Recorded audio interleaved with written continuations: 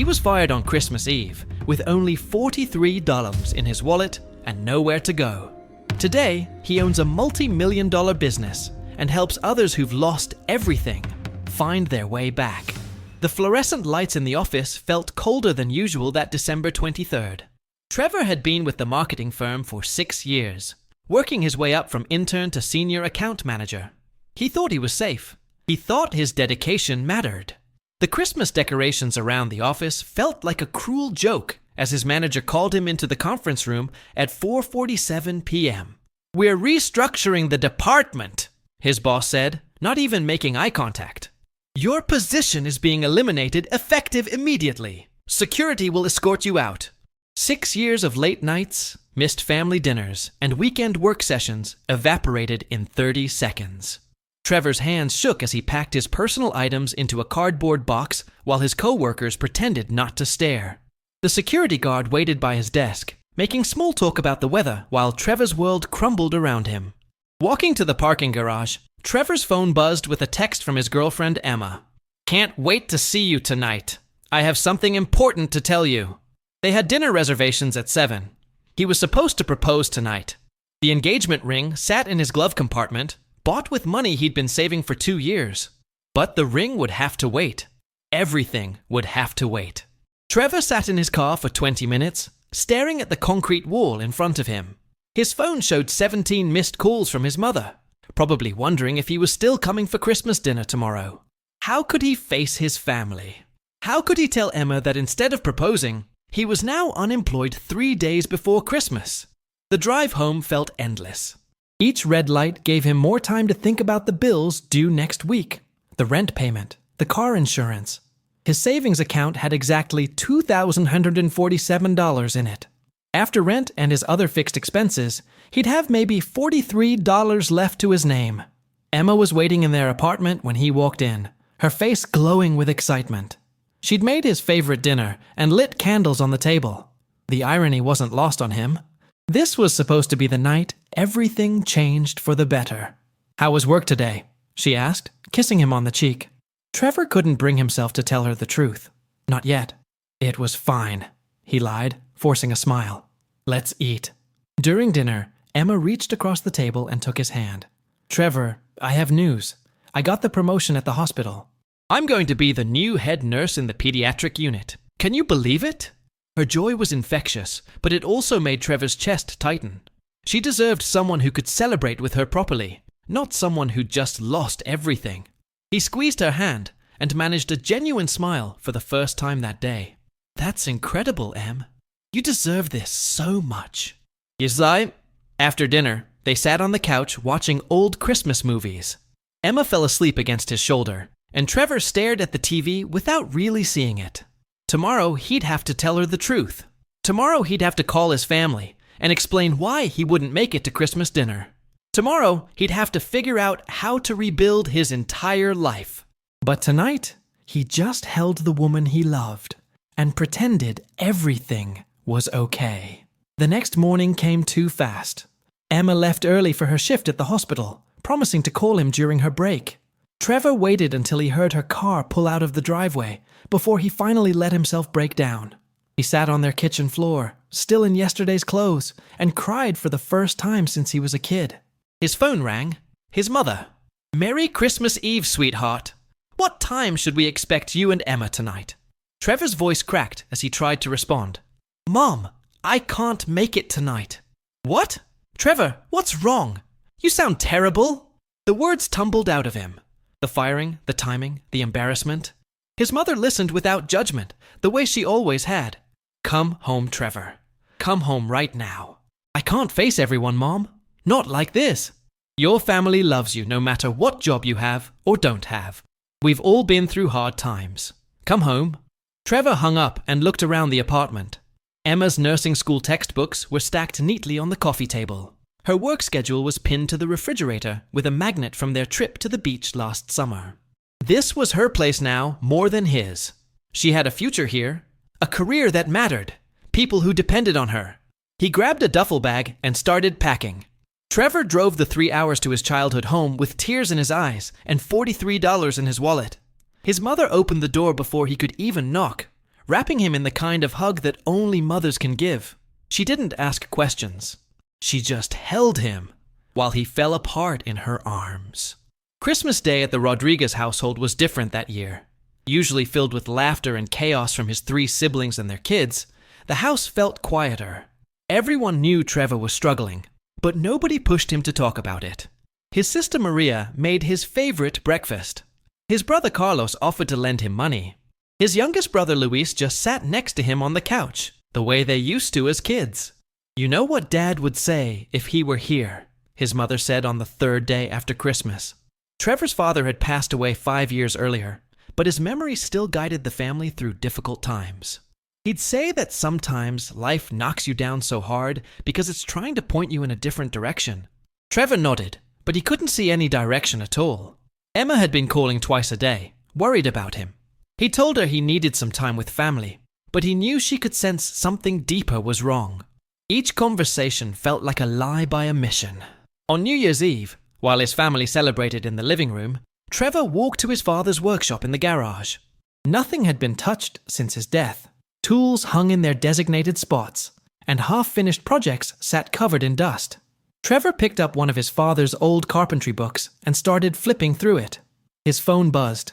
A text from Emma. "I miss you. When are you coming home? We need to talk." Trevor stared at the message for 10 minutes before responding. "I lost my job, Em. I was fired on Christmas Eve. I'm sorry I didn't tell you sooner." His phone rang immediately. "Trevor, why didn't you tell me? I've been worried sick about you. Because you just got promoted. Because you deserve better than this mess." "Don't you dare make that decision for me," Emma said, her voice fierce. "We're a team. We figure this out together." But Trevor had already made up his mind. That night, while his family slept off their New Year's celebrations, he wrote Emma a letter. He told her he loved her too much to drag her down with him. He told her to keep the apartment, that he'd figure out his own path. He told her she deserved someone who could give her the life she wanted. He left the letter on the kitchen counter and drove away at sunrise, heading nowhere in particular. For 2 weeks, Trevor lived in his car. He'd park at 24-hour diners and nurse a single cup of coffee for hours, using their Wi-Fi to search for jobs that never seemed to exist. He showered at truck stops and slept in Walmart parking lots. His $43 dwindled to nothing as he bought the cheapest food he could find. The lowest point came on a Tuesday night in mid-January. Trevor was parked outside a gas station in a small town he'd never heard of, trying to decide if he should spend his last $4 on a candy bar or save it for gas. A man knocked on his passenger window. "You okay in there, son?" The man was probably in his 60s, wearing coveralls and a kind expression. Trevor rolled down the window. "Just taking a break," Trevor lied. "I own the auto shop across the street," the man said, pointing to a small building with Frank's Garage painted on the side. "I've seen you parked here for the last 3 nights. You look like you could use a hot meal and maybe some work." Trevor's pride wanted him to say no, but his empty stomach overruled it. "I appreciate that, sir." Frank's name was actually Franco, and he'd immigrated from Italy 40 years earlier with nothing but determination and a skill for fixing engines. He fed Trevor a home-cooked meal prepared by his wife Rosa, then offered him a cot in the back room of the shop. "I can't pay you much," Franco said, "but I can give you food, a place to sleep, and $20 a day if you're willing to learn." That night, lying on the cot surrounded by the smell of motor oil and old metal, Trevor finally felt something he hadn't felt in weeks. Hope. Not hope for his old life back, but hope for something new. Something he'd build himself. Franco taught him everything about car repair, but more importantly, he taught him about dignity. "A man's worth isn't measured by his job title," Franco would say, while they worked on engines together. "It's measured by his character and his willingness to keep going when things get hard." Trevor worked at the garage for 3 months. He learned to diagnose problems, replace parts, and rebuild engines from scratch. But more than that, he learned to find satisfaction in working with his hands, in solving problems, in helping people who needed their cars fixed. One evening in April, while Trevor was closing up the shop, a woman drove in with a smoking engine. Her name was Patricia, and she was clearly distraught. "My car just started making this terrible noise," she said. "I don't know anything about cars, and I can't afford to be taken advantage of." Trevor spent an hour diagnosing the problem and another 2 hours fixing it. When he was done, Patricia asked how much she owed him. $45 for the part. No charge for labor, Trevor said. Patricia stared at him. Why no charge for labor? Because you're scared and you're honest about not knowing about cars. I remember what that feels like. Patricia paid him and then asked for his business card. I'm going to tell everyone I know about this place. You've got integrity, and that's rare. That night, Trevor called his mother for the first time since he'd left home. Mom, I think I found something. Spring brought new life to the small town, and with it, Trevor's growing confidence in his newfound skills. Franco had become more than a boss. He was a mentor, a father figure, and sometimes the voice of reason Trevor needed to hear. The old mechanic watched Trevor work with increasing pride, seeing potential that Trevor himself was just beginning to recognize.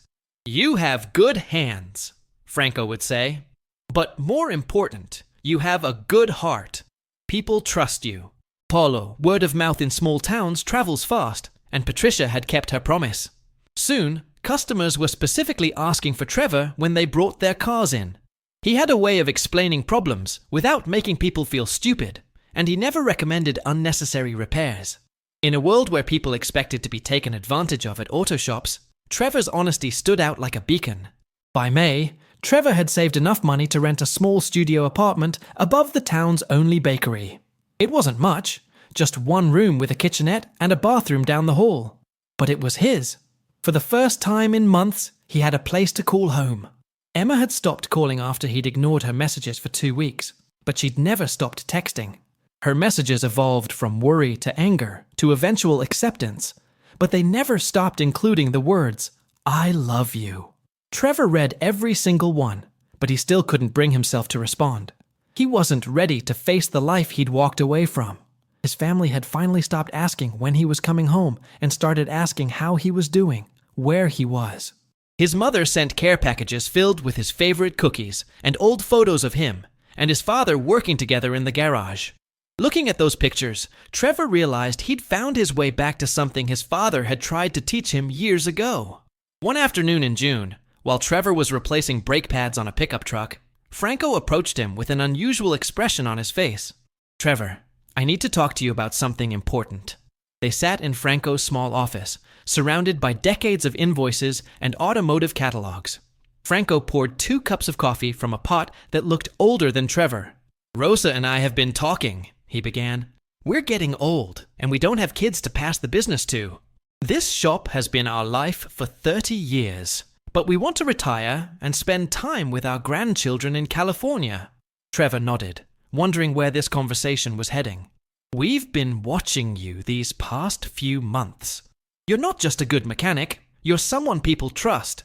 You understand that this business is about more than fixing cars. It's about taking care of people when they're vulnerable." Franco reached into his desk drawer and pulled out a folder thick with papers. "We want to sell you the shop." Trevor nearly choked on his coffee. "Franco, I appreciate the offer, but I don't have that kind of money. I've got maybe $3,000 saved up." "That's exactly how much we're asking for." The number didn't make sense. The shop, the equipment, the building.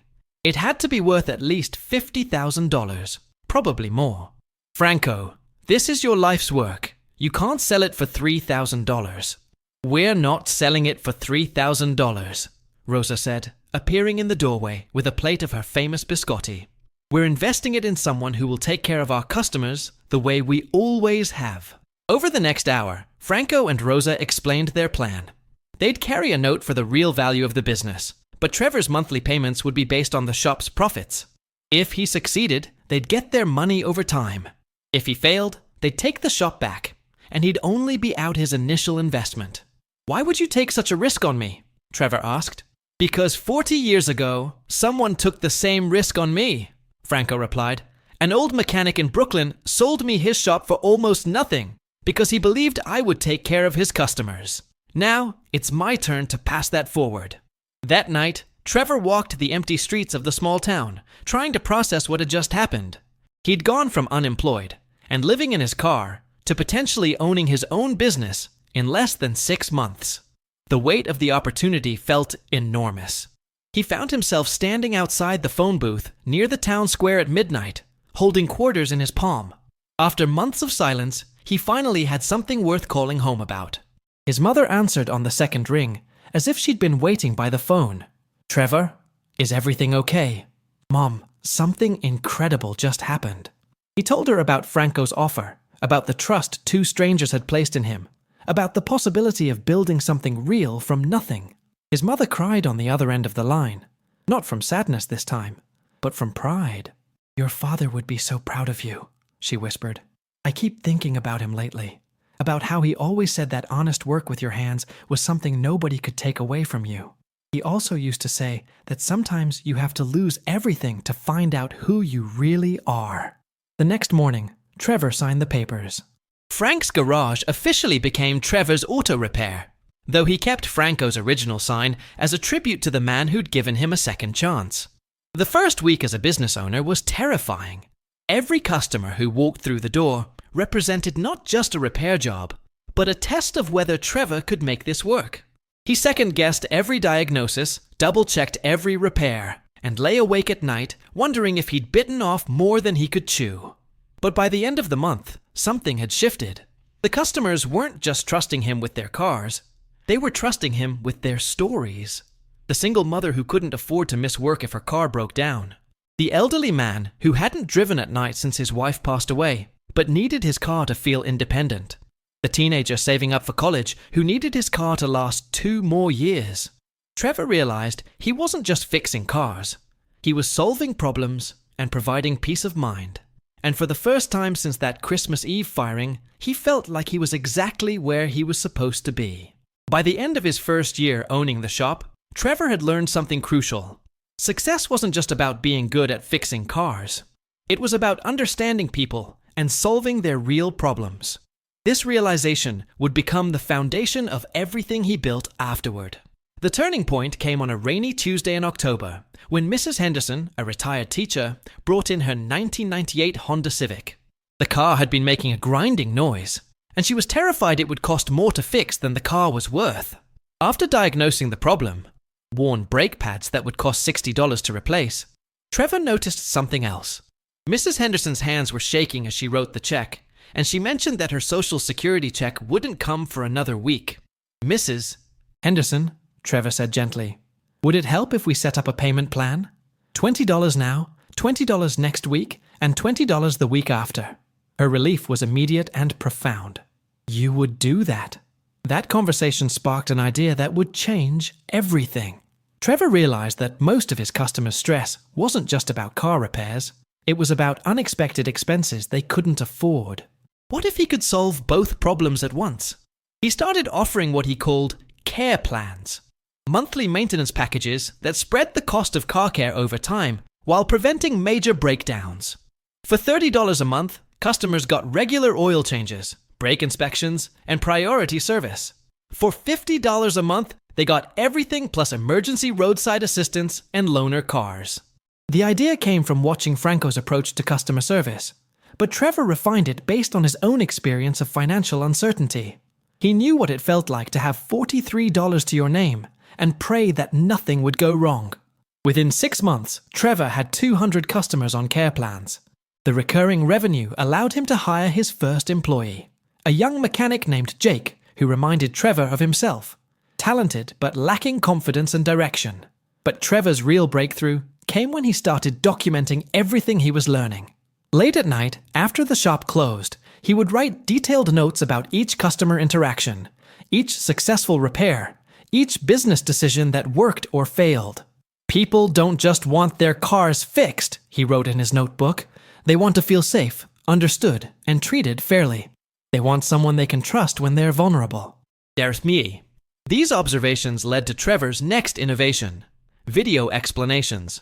Instead of just telling customers what was wrong with their cars, he started using his phone to record short videos showing the problem and explaining the solution in simple terms. Mrs. Patterson, whose transmission was failing, received a 3-minute video of Trevor pointing out the leak and explaining her options.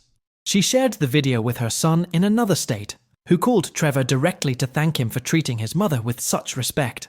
"I've never had a mechanic take the time to actually show me what's wrong," Mrs. Patterson said. "It makes me feel like I'm making an informed decision instead of just trusting blindly." Word spread quickly about the shop that treated customers like family. Trevor's customer base doubled, then tripled. But instead of just expanding locally, Trevor had a different idea. He reached out to Franco, who was enjoying retirement in California, and asked for advice about opening a second location. "Don't spread yourself too thin, Trevor," Franco warned. "Quality over quantity." But Trevor wasn't thinking about traditional expansion. He was thinking about something he'd learned from his months of unemployment. There were honest, skilled people everywhere who just needed an opportunity.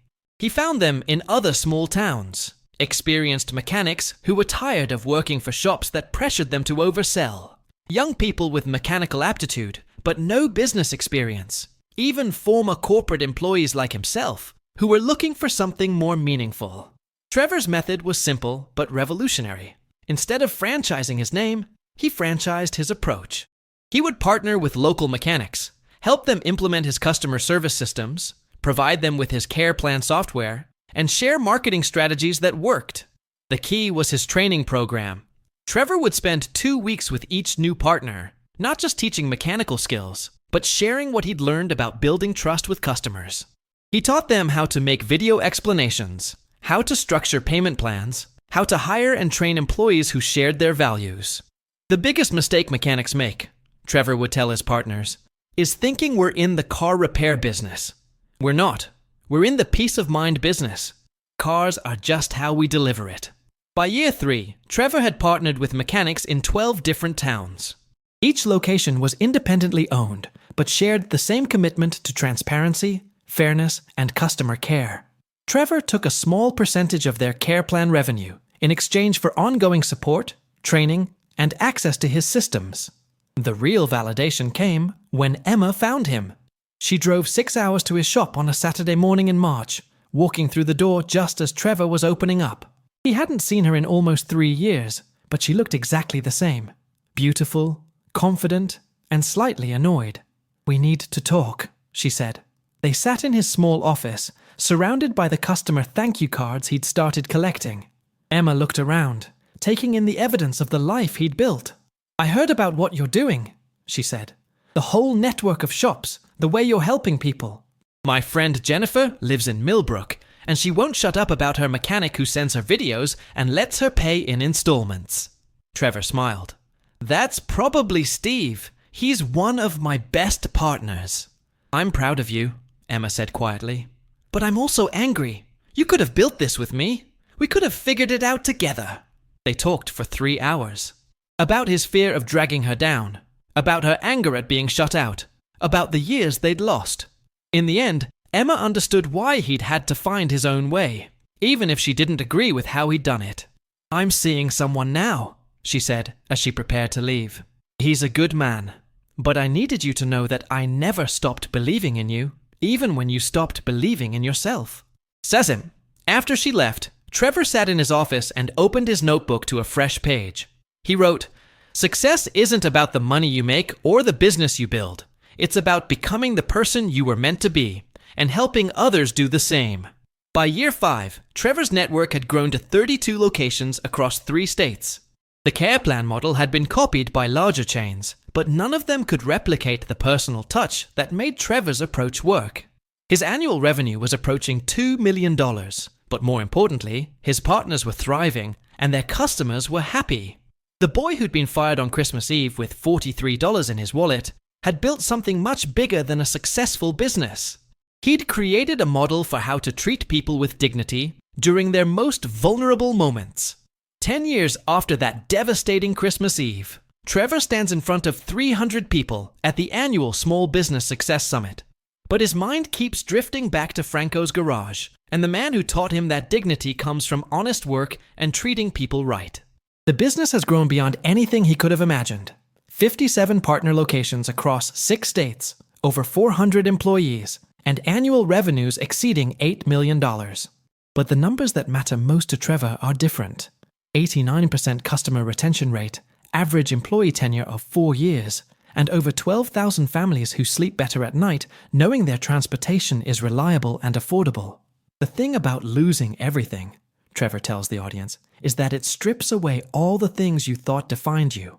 Your job title, your income, your plans for the future, all gone. What's left is just you, and you have to decide what that means.